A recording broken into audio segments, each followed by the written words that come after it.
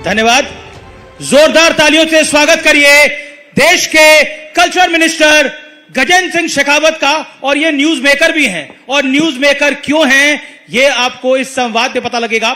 तो जोरदार तालियों से अभिनंदन है गजेंद्र सिंह शेखावत जी का। शेखावत जी नमस्कार। तो तैयार हैं आप तमाम सवालों के जवाब देने के लिए? बिल्कुल तैयार है जी।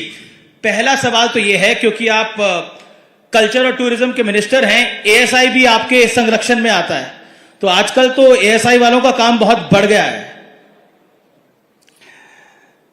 औरंगाबाद में भी।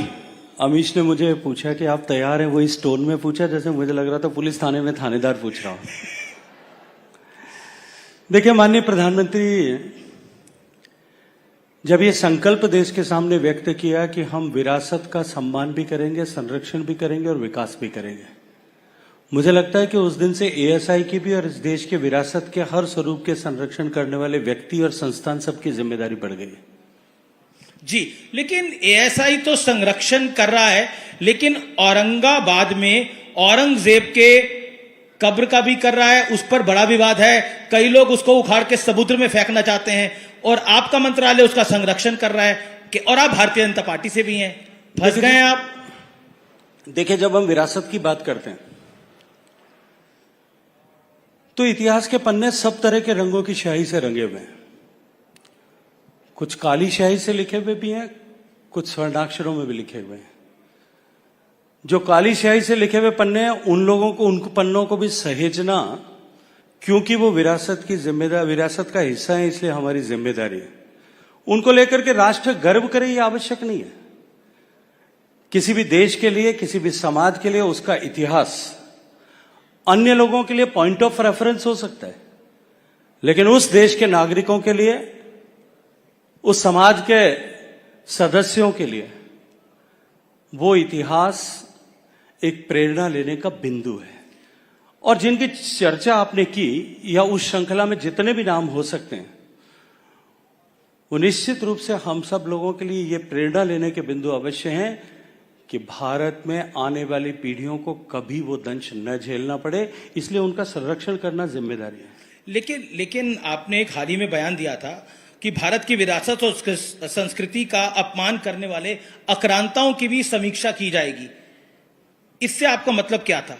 नहीं, मैंने ऐसा नहीं कहा कि समीक्षा की जाएगी, लेकिन निश्चित रूप से मैंने ये कहा था कि भारत पर आक्रांताओं के प्रतीकों की, भारत में आए ऐसे आक्रांता, वो हमारे लिए इतिहास के पन्ने में दर्ज एक कैरेक्टर हो सकते हैं, लेकिन वो राष्ट्र के सम्मान या राष्ट्र के गौरव का विषय नहीं हो सकते।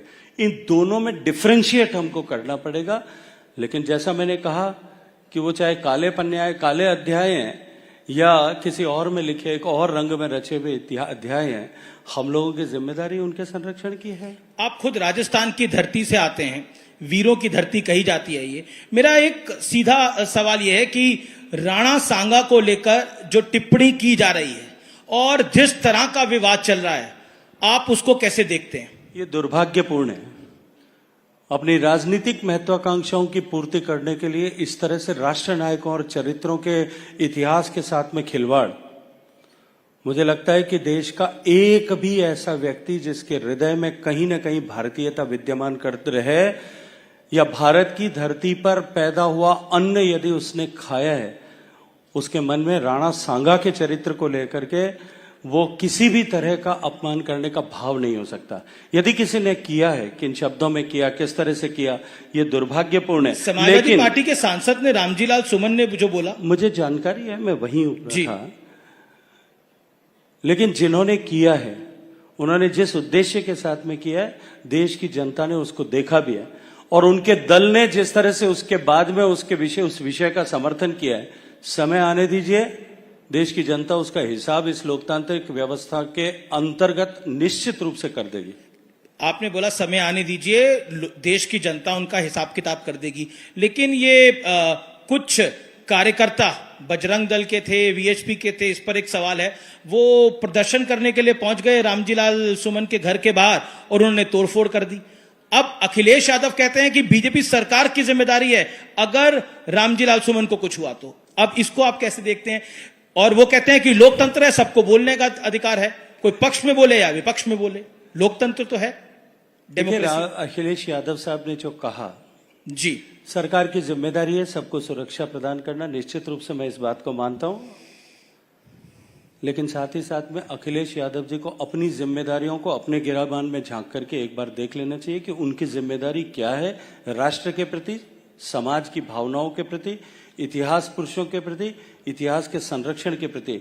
अखिलेश यादव का ये स्टेटमेंट उस समय मेरे लिए महत्वपूर्ण हो जाता यदि उन्होंने रामजी लाल सुमन ने जो कहा उसका खंडन किया होता, सार्वजनिक रूप से उनके दल ने उसके लिए माफी मांगी होती, उसके ऊपर कार्रवाई की होती, और उसके बाद में उन्होंने अगर ये कहा होता तो निश्चित रूप से उनके बात का, उनके विषय का देश सम्मान की दृष्टि से देखता, वरना पर वो कहते हैं ये तो पार्ट ऑफ हिस्ट्री है, इतिहास के पन्नों में ये भी है।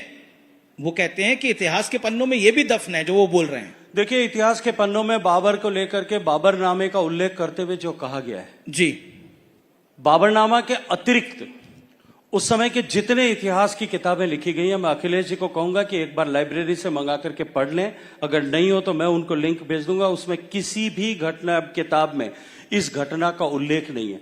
एक ऐसे पराजित योद्धा जो बार बार हार रहा था, उसके द्वारा लिखे गए खुद के स्वयं महिमा मंडन के लिए लिखी गई पुस्तक को लेकर के यदि आप वो इस तरह का स्टेटमेंट करते हैं, मुझे लगता है कि ये दुर्भाग्यपूर्ण है और इतिहास के प्रति उनकी समझ की जो कमी है उसका प्रदर्शन करता है। मैं फिर कहूंगा, इस भारत का इतिहास अनेक लोगों ने अपने अपने दृष्टिकोण से लिखने की कोशिश की, कुछ लोगों से सह आशय लिखवाए गए। यह आजादी के पहले भी हुआ और आजादी के बाद में भी हुआ। निश्चित रूप से आज हम जिस मुकाम पर जाकर के पहुंच गए और भारत के सांस्कृतिक पुनर्जागरण के दौर से हम गुजर रहे हैं, देश निश्चित रूप से आने वाले समय में इन विषयों पर समीक्षा करेगा। ये राइजिंग भारत का मंच है और भारत की संस्कृति की बहुत बात होती है और आप उस मंत्रालय को हेड करते हैं। मेरा प्रश्न है कि एक बार बार बात कही जाती है कि भारतीय संस्कृति की विपक्ष द्वारा कही जाती है, आपके क्रिटिक्स द्वारा कही जाती है, एक लॉबी द्वारा की जाती है कि भारतीय संस्कृति की भी ओवरडोज हो रही है। How do you define it? मैं तो समझ नहीं सकता कि भारतीय संस्कृति की ओवरडोज कैसे हो सकती है। भारत की संस्कृति जो सर्व समावेशी है, विश्व के कल्याण, विश्व बंधुत्व की बात करती है, सर्व खलविदम ब्रह्म की बात करती है, ईशावास्यम इदम सर्वम की बात करती है, जो प्रकृति के हर एक घटक में जो है उस पुरुष को देखती है, ईश्वरीय तत्व को देखती है, उसकी ओवरडोज कैसे हो सकती है? लेकिन कहा जाता है कि भारतीय जनता पार्टी अपना वर्जन, संघ का वर्जन वाला जो संस्कृति है उसको प्रोत्साहित कर रही है। सोनिया जी ने तो एक अखबार में बकायदा लेख भी लिखा था। मैंने अभी इससे पहले के प्रश्न के उत्तर में कहा था कि कुछ लोग भारत को भारत की दृष्टि से नहीं देखते, वो अपने मादरे वतन की दृष्टिकोण से देखते हैं। वो भारत को गर्व के दृष्टिकोण से नहीं देखते, वो भारत को गरीबों और भिखारियों के दृष्टिकोण से देखते हैं। जिन लोगों की दृष्टि में दोष है, मैं विश्वास के साथ में कह सकता हूं कि अब भारत के सांस्कृतिक पुनरुद्भव का सूर्योदय जिस तरह से हो गया है और उसकी रश्मियां जिस तरह से विश्व में आलोक फैला रही हैं, आप समय आने दीजिए, इस तरह की बातें करने वाले लोगों की आंखें चुंधिया जाएंगी और वो ठीक से जो है इस विषय को स्पष्ट रूप से देख करके बयान करने लगेंगे। जी, वक्फ की बात अगर मैं ना करूं तो अधूरा होगा। वक्फ के कानून को जिस तरह से संसद में पारित किया गया और आप लोगों की भी धड़कनें बढ़ी हुई थी कि बिल कितने नंबर से पास होगा, लोकसभा में या राज्यसभा में? देखिए, मुझे लगता है कि लोकतांत्रिक व्यवस्था में नंबर अहमियत रखता है जी, लेकिन भारतीय जनता पार्टी के नेतृत्व को पूरी तरह से भरोसा था, विश्वास था, अपने संख्या बल पे भी और अपने साथियों के, हम सब के इस विषय पर एकजुट होकर के साथ खड़े रहने पर भी, इसलिए कहीं कोई संदेह नहीं था। कुछ लोगों के मन में शायद कई तरह की आशंकाएं थी और आकांक्षाएं थी और उन आकांक्षाओं के मारे वो कुछ कोशिश कर रहे थे, लेकिन फ्लोर पर जब बातचीत होना हुई तो शायद सब कुछ भूल गए थे। एक सवाल, क्योंकि आप तो फुल मेजॉरिटी वाली सरकार में भी मंत्री रहे हैं, अब इस गठबंधन वाली सरकार में भी मंत्री रहे हैं, यानी उस मजबूत सरकार में भी मंत्री रहे हैं और विपक्ष कहता है ये मजबूर वाली सरकार है, तो उसमें भी मंत्री हैं, तो फर्क कोई दिखाई देता है?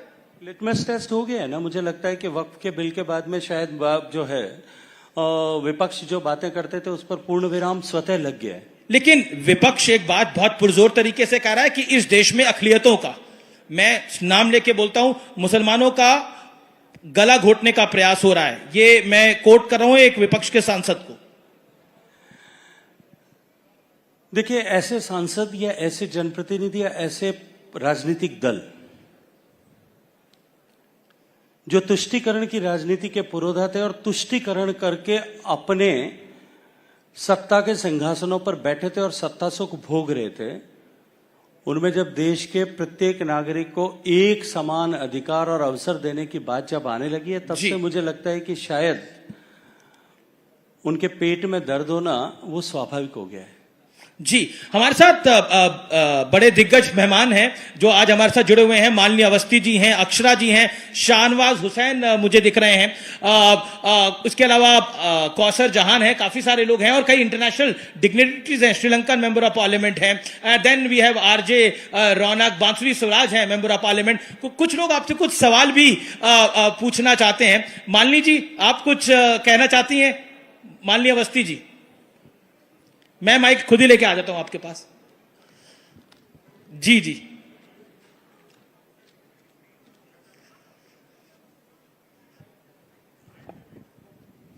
प्रणाम करती हूँ माननीय मंत्री जी।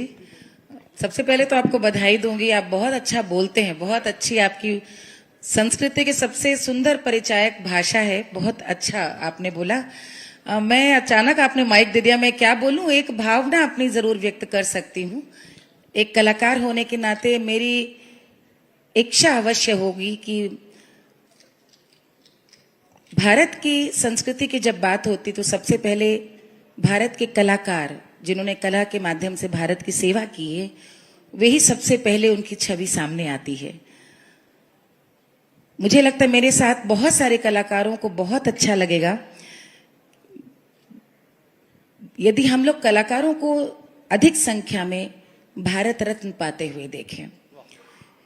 पंडित रविशंकर जी, बिस्मिल्लाह खान साहब, भारत रत्न लता मंगेशकर जी और MS सुब्बलक्ष्मी जी और 2019 में भूपेन हजारिका जी। लेकिन इस धरती ने बहुत सारे कलाकारों को जन्म दिया है और उनमें बहुत इस समय हम लोग के बीच में विलीन अब हो गए हैं। अच्छा होगा यदि उनकी भी सेवाओं का जो विश्व भर में जाते हैं, गाते हैं और शिष्य बनाते हैं, भारत की परंपरा का गुणगान करते हैं। धन्यवाद सर। मालिनी जी, मैं आपके इस भावना का हृदयपूर्वक सम्मान करता हूं और इस विभाग का मंत्री होने के नाते और संस्कृति से अपना जुड़ाव होने के नाते, कला से अपना जुड़ाव होने के नाते, यदि ऐसा जिस दिन होगा और जितना होगा, मुझे भी आपके लगभग बराबरी प्रसन्नता होगी। जी, अक्षरा भी हैं हमारे साथ, वो भी कुछ पूछना चाहती हैं, कुछ कहना चाहती हैं, तो मैं उस तरफ भी चले जाता हूं। एक छोटा सा समय हमारे पास कम है। जी, माइक, अक्षरा को माइक पहुंचाइए। जी जी जी, पहुंच गया माइक।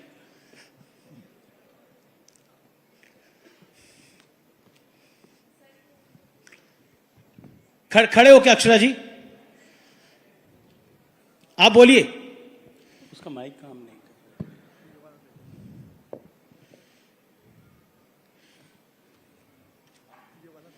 मैं ही आ जाता हूं माइक लेकर, वो बेटर रहेगा। जी, कम। सर को चरण स्पर्श है यहां से। सर, सबसे पहले तो बेहद शुभकामनाएं और बधाई देना चाहती हूं।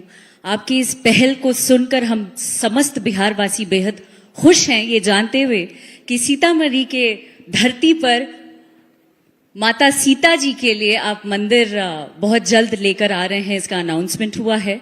और आपसे एक सवाल करना चाहते हैं कि बिहार की सांस्कृतिक जो धरोहर है, उस विषय पर आप अन्य जगहों के लिए क्या सोच रहे हैं? देखिए, बिहार भारत की सांस्कृतिक गतिविधियों का लंबे समय तक केंद्र रहा है और माननीय प्रधानमंत्री जी के नेतृत्व में हमने बोध गया को एक आइकॉनिक डेस्टिनेशन के रूप में डेवलप हो। अन्य डेस्टिनेशंस के इतर बात करता हूं। एक विषय जिसके लिए आपने कहा, आइकॉनिक डेस्टिनेशन के रूप में डेवलप हो सके, उसके लिए बिहार सरकार के साथ मिलकर के काम करना ऑलरेडी प्रारंभ कर दिया है। केवल बिहार ही नहीं, भारत की संस्कृति के ऐसे जुड़े हुए सारे स्थान, भगवान बुद्ध के जीवन से जुड़े हुए सारे स्थान, उन सब को हम इस तरह से आइकॉनिक टूरिस्ट डेस्टिनेशन के रूप में डेवलप करें, इसके लिए हम मिलकर काम कर रहे हैं। जी, बहुत बहुत शुक्रिया गजेंद्र सिंह शेखावत जी, आप इस मंच पे आए तो जोरदार तालियों से एक बार फिर आपका बहुत बहुत धन्यवाद। थैंक यू, बहुत धन्यवाद।